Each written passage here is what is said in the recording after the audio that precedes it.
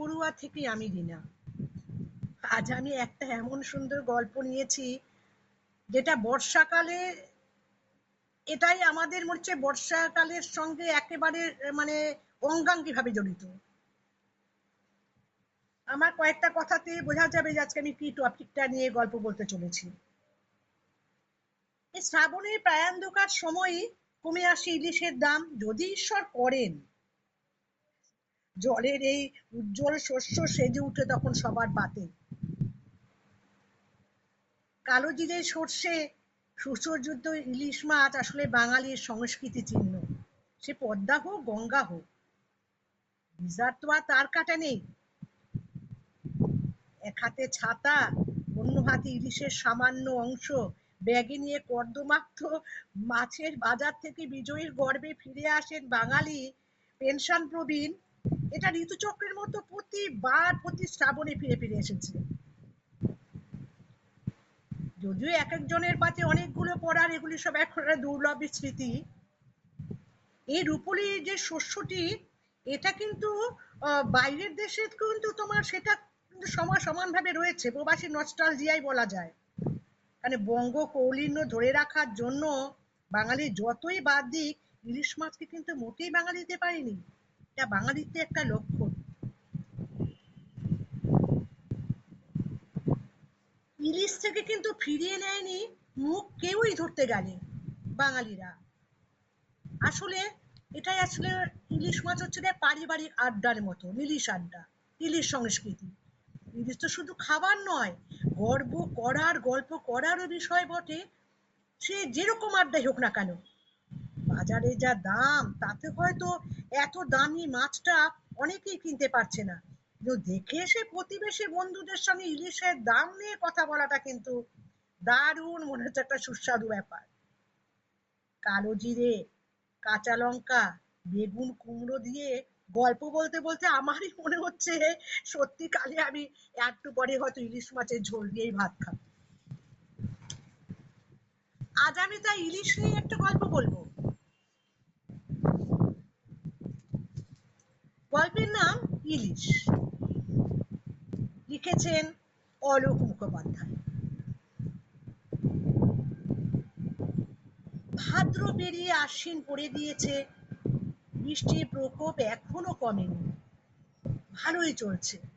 কাল থেকে টানা মুষলধারে হয়ে এখনো ঝিরঝির করে ইলশিগুড়ি হয়েই চলেছে। পরিতোষ ভাবেন, এমন ইলশে গুড়িতে বাজারে ইলিশের আমদানি বাড়ে। পরিতোষের বয়স হয়েছে, চাকরি থেকে অবসর নিয়েছেন বেশ কয়েক বছর আগে। এখন হাতে টাকা পয়সার খুবই টানাটানি, তাই মনের মধ্যে ইলিশের গন্ধ ভেসে এলেও কোনো উপায় নেই। এখন পরিতোষ ও সুমনা পুরোপুরি ছেলের অধীন।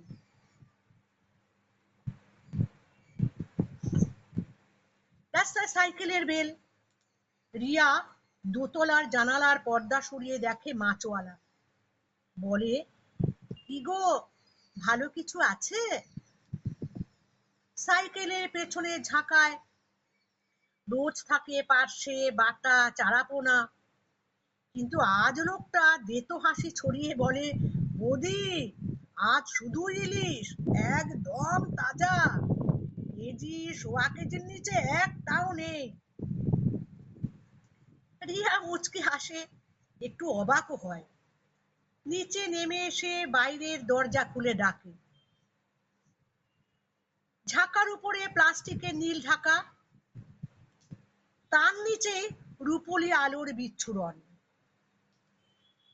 রিয়া ঝাঁকায় হাত দিতে গেলে বলে, বৌদি, আপনি পারবেন না, আমি ভালো দেখে বেছে দিচ্ছি, তারপরে খেয়ে দাম দেবেন। ঝাঁকার নিচ থেকে একটা প্রায় 1.5 কেজি ওজনের একটা ইলিশ বের করে বলে, এ জিনিস কোথাও পাবেন না বৌদি, একদম বাছাই করে আপনার জন্য এনেছি, তলায় লুকিয়ে রেখেছিলাম যাতে কারো নজর না লাগে। এই জিনিসের কদর একমাত্র আপনিই দিতে পারবেন, তাই।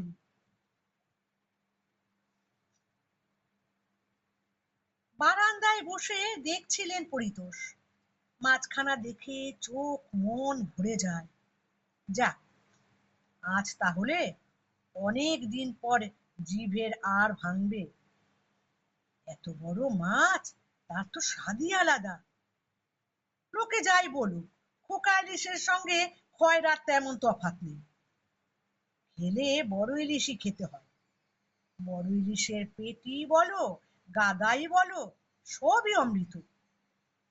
দাম মনে হয় 1,000-3 হবে। সত্যিই তো, এমন দাম দিয়ে মাছ তার খোকাই কিনতে পারে।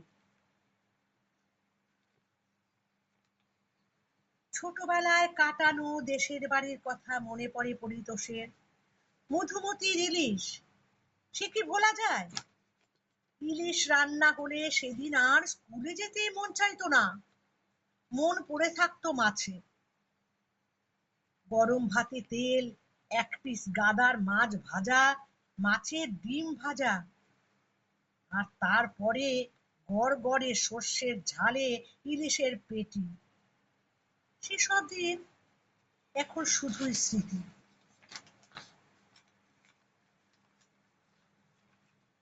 রিয়া শাশুড়িকে ডেকে বলে, এই যে শুনছেন, মাছটা ভালো করে কেটে ধুয়ে রাখুন। এভাবে পড়ে থাকলে বেড়ালে নজর দেবে। আশেপাশে একটা হুলো বেড়াল ঘোরে না। সুমনা বলেই ফেলেন, বৌমা, এত বড় ইলিশ, খুব স্বাদ হবে গো। কতদিন তোমার শ্বশুর এত বড় ইলিশ চোখে দেখেননি। চাকরি থাকতে অবশ্য বাজারে আমদানি হলেই নিয়ে আসতেন, কখনো বাদ পড়েনি। রিয়া খরগলায় বলে, আপনাকে আর মাছের গুণ গাইতে হবে না। যা বলেছি সেই কাজটাই ভালো করে করুন। একটা পিসও যেন এদিক ওদিক না হয়। আপনার ছেলের কানে গেলে কিন্তু খুব রাগ করবে। বৌমার কথায় সুমনা বেশ কষ্ট পান। পাওয়ারই তো কথা, ছেলে কি তার কেউ নয়? ছেলে ভালো রোজগারও করে। তাছাড়া ছেলের চাকরি তো ওর বাবাই করে দিয়েছেন, কোম্পানির এমডি কে ধরে।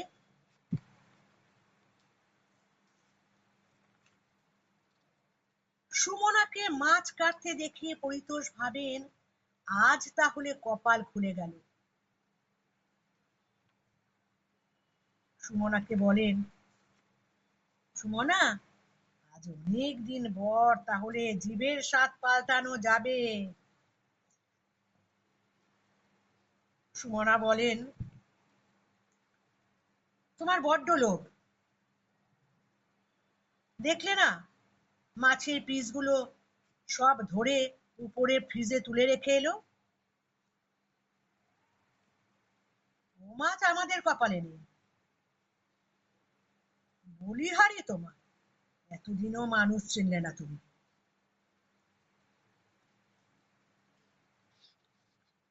প্রায় 30 বছর আগের কথা। পরিতোষ কলকাতার একটা নামী কোম্পানির বড়বাবু ছিলেন। ভালোই মাইনে পেতেন। টাকা পয়সার অভাব ছিল না, ভালো উপরেও ছিল।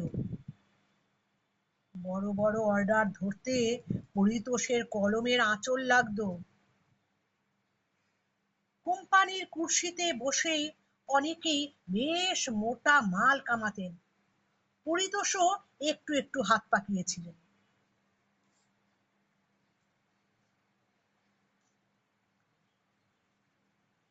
বেশ ভোজন রসিক ছিলেন পরিতোষ। রবিবারে সারা সপ্তাহের মাছ আর আনাজপাতি কিনে ফ্রিজে রেখে দিতেন। এছাড়াও অফিস ফিরতে যদি কোনো ভালো মাছ বা নতুন আনাজ পেতেন, তাহলে ব্যাগে পুরে নিতে কাল বিলম্ব করতেন না। সুমনা মাঝে মাঝেই বিরক্ত হয়ে বলতেন, সমস্ত বাজারটা তুলে আনতে পারলেই বোধহয় খুশি হতে।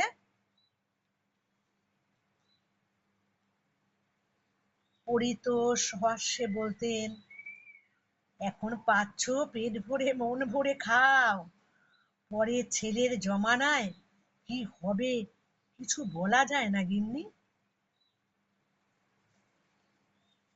সুমনা কথাটায় খুশি হতেন না। দেখো, আমি অমন ছেলে পেটে ধরিনি, সে আমাদের খেতে দেবে না এমনটা কখনো হতে পারে না।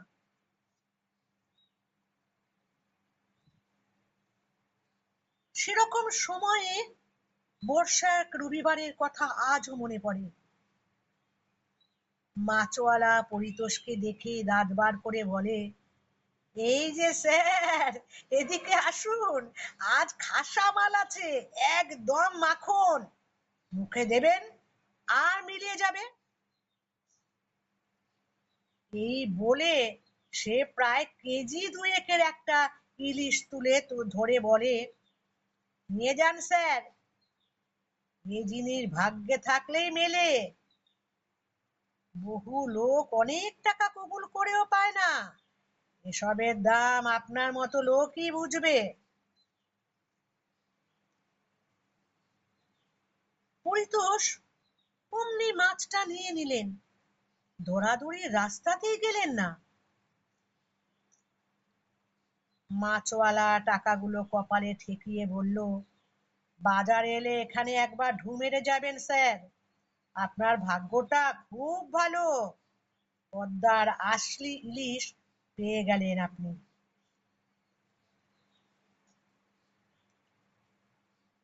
বাড়িতে ব্যাগ থেকে ইলিশটা বার করতেই সুমনার চোখ চড়ক গাছ। এত বড় ইলিশ, এ তো অনেক দাম, এত টাকা দিয়ে তুমি? আরে দূর, তুমি সব সময় খরচের কথাই বলো, টাকা চিরদিনই থাকবে না, আর টাকা আয় করা তো খরচের জন্যই। আত্মা যা চায় তাই দাও, বুঝলে? আত্মাকে কষ্ট দিও না, তাহলে মরেও শান্তি পাবে না। তোমাকে আগেও বলেছি, আমার জমানায় মন ভরে খাও, পরে কপালে কি আছে তার ঠিক নেই। ভালো করে ভাজো দেখি, আগে দু পিস ভাজা খেয়ে জিভের আর ভাঙি, তারপরে অন্য কথা। তোমার হাতে ইলিশ ভাপা, সর্ষে ইলিশের যে কি স্বাদ, যে না খেয়েছে সে জীবনে বুঝবে না। একটা প্লেটে দুটো ভাজা ইলিশের গাদা এনে দিলেন সুমনা। মাছ দু পিস খেয়ে তেল মুখেই সুমনার গালে চক্কাস করে একটা চুমু খেলেন পরিতোষ। আহ, কি যে করো না, কেউ দেখলে কি ভাববে বলো তো? মাছটা এত সুন্দর হয়েছে যে তোমাকে উপহারটা না দিয়েই আমি পারলাম না। যাকগে, তোমায় একটা ভালো খবর দেওয়ার আছে। আমাদের কোম্পানিতে ছেলের চাকরির একটা ব্যবস্থা করে ফেলতে পারবো মনে হচ্ছে। তাই নাকি? তাহলে তো খুবই ভালো খবর। আমি তো আগামী বছরে চাকরি থেকে অবসর নেব, বড় সাহেবকে বলে আমাদের কোম্পানিতে কাজলের একটা হিল্লে করা যেতে পারে। তবে বেশ কিছু টাকা খসাতে হবে, রিটায়ারমেন্টে যা পাবো আর যা জমানো আছে সব মিলিয়ে। সেদিন পরিতোষ কিংবা সুমনা কারো মন কিন্তু কুগায়নি। ছেলের চাকরির জন্য এটুকু করতে পারবেন না তারা? পরিতোষ মোটা টাকার বিনিময়ে ছেলের চাকরি পাকা করে দিয়েছিলেন, আর বাকি টাকা খরচ করে ছেলের বিয়ে দিয়েছিলেন। সেসবই আজ ধূসর স্মৃতি মাত্র। সেই কারণে আজ তার হাতে টাকা পয়সার কোনো সংস্থান নেই, ছেলের উপরই পুরোপুরি নির্ভরশীল।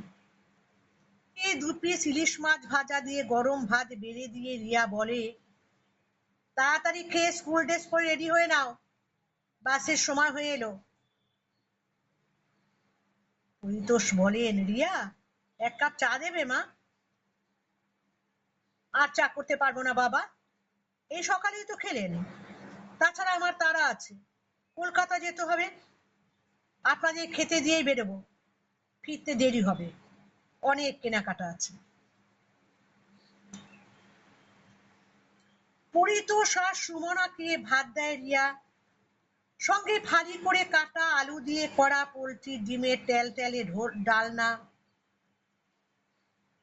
থালা এগিয়ে দিয়ে বলে, তাড়াতাড়ি খেয়ে উদ্ধার করুন। পাতে শুধুই পোলট্রির ডিম দেখে পরিতোষ তেলে বেগুনে জ্বলে ওঠেন। নিজেকে সামলে বলেন, রিয়া, এতগুলো ইলিশ মাছ কি হলো?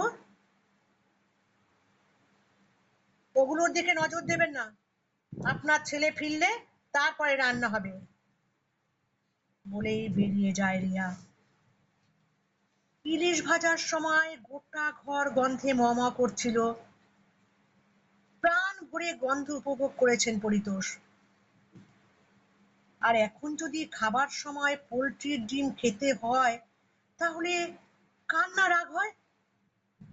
পরিতোষের চোখে জল। ধীরে ধীরে ভাতের থালাটা সরিয়ে রাখেন পরিতোষ। সুমনা বলেন, দুঃখ করো না, সবই নিয়তির পরিহাস। পরিতোষ ভাবেন, এই সংসারে আর শান্তি ফিরে আসবে বলে মনে হয় না। ইতিমধ্যে রিভু ফিরে আসে স্কুল থেকে। সে বুঝতে পারে পরিস্থিতি থমথমে। দাদুর কাছে এসে সে জিজ্ঞাসা করে, দাদু, ভাত খাওনি? তোমার মুখটা অমন শুকনো কেন? তুই এত তাড়াতাড়ি ফিরে এলি কি করে? আমাদের স্কুলের একজন প্রাক্তন শিক্ষক মারা গেছেন, 1 মিনিট নীরবতা পালন করে ছুটি হয়ে গেল। মা তোমাদের ইলিশ দেয়নি না? দাঁড়াও দেখছি। দাদু, তোমার ফোনটা দাও তো।